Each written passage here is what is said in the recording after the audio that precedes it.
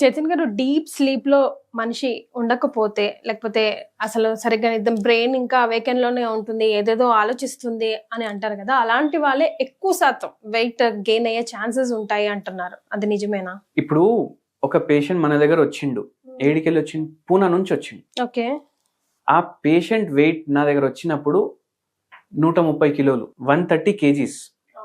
ఆ పేషెంట్ ఏం పని చేస్తాడు నేను చెప్తాను మీకు. బాంబేలో ఒక పెద్ద టెలికాం కంపెనీ సిఇఓకి ఒక పొజిషన్ కిందనే ఆయన పని చేస్తాడు. అండ్ ఏంటంటే ఈ పేషెంట్ బాంబేలో ఉంటలేడు, పూణేలో ఉంటుండు. డైలీ అప్ డౌన్ చేస్తాడు. పోవడానికి 3.5 hours, రావడానికి 3.5 hours. ట్రైన్లో పోవాలి, ట్రైన్లో రావాలి. ఇప్పుడు మన దగ్గర కూడా మీరు చూడండి, వరంగల్ నుంచి చాలా మంది అప్ డౌన్ చేస్తారు. అట్లనే ముంబై, పూణేకి కూడా చాలా మంది అప్ డౌన్ చేస్తారు. అయితే అట్లా 7 hours ఓన్లీ ట్రావెలింగ్లో పోతున్నాయి. మళ్ళా 10 గంటలు పనిచేయాలి. ఫ్యామిలీ ఇక్కడ ఎందుకు అంటే ఇక్కడ రెంట్లు తక్కువ ఉన్నాయి. నేను ఆఫీస్ దగ్గర తీసుకోవాలి 2 bedroom అంటే నాకు ₹1,00,000 పోతాయి. ఇక్కడ నాకు తక్కువగా అవుతుంది అనేసి, మళ్ళీ పిల్లల స్కూల్ ఇక్కడే, అందరికి అలవాటు అయిపోయింది అనేసి ఆయన అట్లా చేస్తుండు. దాంట్లో ఏమైపోయింది, ఈ పేషెంట్కి మళ్ళీ ఏజ్ కూడా 32. ఈ పేషెంట్కి ఇంకా 4 గంటలే నిద్ర, 5 గంటల నిద్ర అంతే. ఇప్పుడు చాలా మంది ఏమనుకుంటారు, నేను ఫుల్ హార్డ్ వర్క్ చేస్తున్నా, ఇదే ఏజ్ హార్డ్ వర్క్ చేయడానికి. ఇప్పుడు ఏమవుతుంది, అట్లా చేసి చేసి నిద్ర సరిపోదు. అందరు గొప్పగా చెప్పుకుంటారు, నేను 4 గంటలే పడుకుంటున్నా అనేసి, ఫుల్ పని చేస్తున్నా. కానీ ఏమైపోతుంది దీంట్లో, ఇప్పుడు ఈ పేషెంట్కి నిద్ర కావాలంటే కూడా టైం లేదు, పడుకుందామన్న టైం లేదు. కొందరు ఏం చేస్తారు, ఇట్లా ట్రైన్లో సీట్ దొరికింది అనుకోండి, ఇట్లా సీట్ మీద కూర్చొని పడుకొని ట్రై చేస్తారు ఒక చిన్న న్యాప్ తీసుకోవడానికి. కానీ అది తీసుకోవడం వల్ల కూడా మనకు వెయిట్ పెరుగుతుంది. నిద్ర సరిగా లేదు, కొందరు ఏం చేస్తారు, 4 గంటలు రాత్రి, 2-3 గంటలు మధ్యాహ్నం పడుకుంటారు. అప్పుడు కూడా వెయిట్ పెరుగుతుంది. ఎందుకు పెరుగుతుంది సింపుల్గా ఎక్స్ప్లెయిన్ చేస్తాను నేను. 1 day ఎవరైనా పడుకోలేదు అనుకోండి, నెక్స్ట్ డే ఆకలి ఎక్కువ అవుతుంది, నెక్స్ట్ డే షుగర్ లెవెల్ ఎక్కువ చూపిస్తుంది, నెక్స్ట్ డే హార్ట్ రేట్ కూడా ఎక్కువ చూపిస్తుంది. ఎందుకంటే మన స్లీప్ సైకిల్ ఏదైతే ఉంటుంది, మనం 7-8 గంటలు కంపల్సరీ పడుకోవాలి, అట్ అ స్ట్రెచ్ పడుకోవాలి. 4 గంటలు నైట్, 2 గంటలు మధ్యాహ్నం అని కాదు, అట్ అ స్ట్రెచ్ పడుకోవాలి. 4 స్టేజులు ఉంటాయి స్లీప్లా. అయితే అవి కంప్లీట్గా అవ్వాలంటే అట్ అ స్ట్రెచే అవుతాయి అవి కంప్లీట్. ఇక్కడ ఏమైంది, ఈ పేషెంట్కి నిద్ర లేకుండే, నెక్స్ట్ డే నీరసంగా ఉంటుంది. ఇప్పుడు ఫుల్ డే రుద్ది పని చేయాలి కదా, మనకేమైపోతుంది, బాడీకి ఎక్కువ క్యాలరీలు డిమాండ్ చేస్తుంది బాడీ. మంచిగా మనిషి పడుకున్నాడంటే 2 ఇడ్లీలు కూడా సరిపోతాయి. మంచిగా పడుకోలేదు, ఇట్లనే కంటిన్యూ అవుతుందంటే 5 ఇడ్లీలు కూడా తింటాడు. ఈ పేషెంట్ అట్లనే అయింది ఇండైరెక్ట్ గా. ఇప్పుడు నిద్ర సరిపోవట్లేదు, ఎక్కువ క్యాలరీ డిమాండ్ చేస్తుంది, ఎందుకంటే బ్రెయిన్ కూడా పనిచేయాలి కదా, ఫుల్ డే ఎక్కువ తినడం స్టార్ట్ చేసింది. అట్లా థైరాయిడ్ ప్రాబ్లం వచ్చేసింది. వెయిట్ ఏమో 130 కిలోలు అయిపోయింది.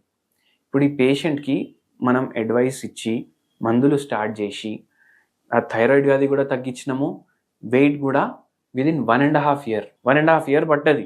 1.5 year పడింది, కానీ 130 నుంచి 82 kgs వచ్చిండు 1.5 yearకి. ఎందుకు మనం ర్యాపిడ్ వెయిట్ లాస్ కి కూడా టార్గెట్ చేయొద్దు. ఇప్పుడు జనాలు ఎట్లా, ఒక 2 months వాడతామండి, ఒక 10 కిలోలు తగ్గుతామా అని అడుగుతారు.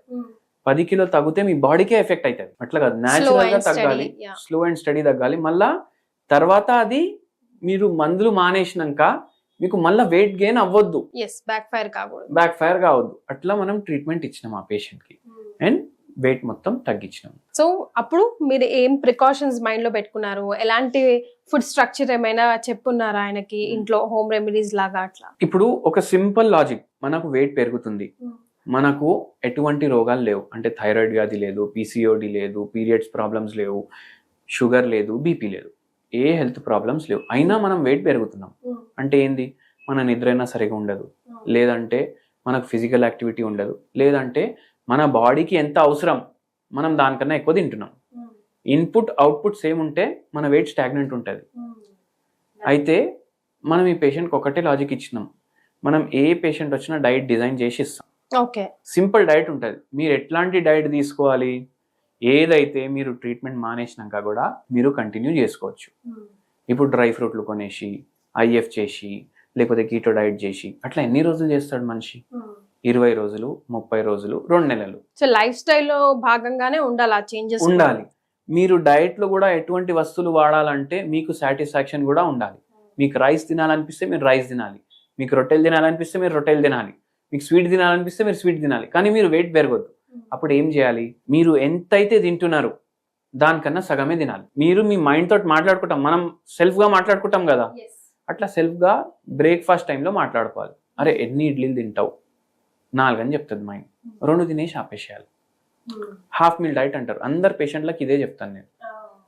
అయితే ఏమవుతుంది, మీకు ఏం తినాలనిపిస్తే మీరు అది తింటున్నారు, ఏది అవాయిడ్ చేస్తలేరు, అండ్ బయట ఫుడ్ అవాయిడ్ చేయాలి. ఎందుకు, బయట ఫుడ్లో ఆర్టిఫిషియల్ కలర్లు ఉంటాయి, ఫ్లేవరింగ్ సబ్స్టెన్స్లు ఉంటాయి, ఎసెన్స్లు ఉంటాయి. మీరు ఇంట్లో చేసుకుంటే ఇవన్నీ వేయరు, ప్రేమ ఒకటే వేస్తారు. అయితే ఇంట్లో చేసిన వంటలు చేసుకోండి, ఎంత తినాలనిపిస్తే దానికన్నా సగం తినండి, ఖచ్చితంగా ఏ మనిషి అయినా వెయిట్ తగ్గుతుంది. హోమియోపతి మందులు వేడి అంటారు, ఇది మిత్తా నిజమా? హోమియోపతి మందులు అసలు వేడి చేయవు, ఎందుకంటే హోమియోపతి మందులకి సైడ్ ఎఫెక్ట్లే ఉండవు. కరెక్ట్. హోమియోపతి మందులు వాడడం వల్ల మన ఇమ్యూనిటీ పెరుగుతుంది. ఇప్పుడు హోమియోపతి ఫార్మసీలో పనిచేస్తారు కదా, మన దగ్గర కూడా పిల్లలు పనిచేస్తారు కదా, వాళ్ళకు ఎటువంటి రోగాలు రావు, ఓన్లీ ఫార్మసీలో పనిచేయడం వల్ల.